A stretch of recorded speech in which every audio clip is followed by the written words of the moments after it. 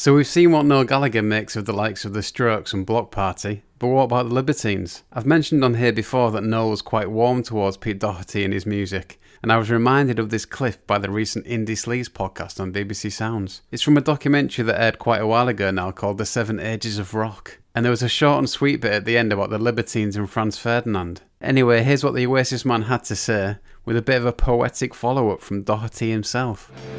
There's great bands, and then there's fucking great bands, like, you know, that change the way people wear clothes and talk and speak, and they affect things. You know, that's why the Libertines connected with people, man. There was a void after Oasis, that the Oasis generation kind of moved on. And the new one popped up, and they were even more fucking mental than we were, you know what I mean? Our kind of going out, cigarettes and alcohol, bit of fucking coke, a bit of, you know, some pills and fucking have it till 7 o'clock in the morning, turned into heroin and crack, and, you know, self-harm.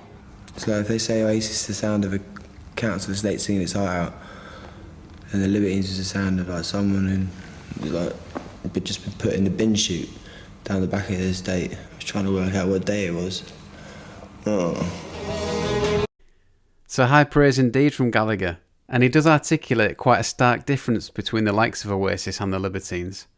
The substances, along with the close relationships with the fans, made for a very different scene in the 2000s. The Libertines definitely affected culture, as Noel says.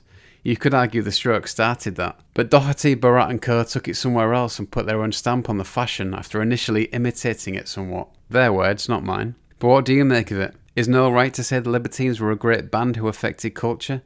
Or would he say something different now in hindsight? Have your say in the comments.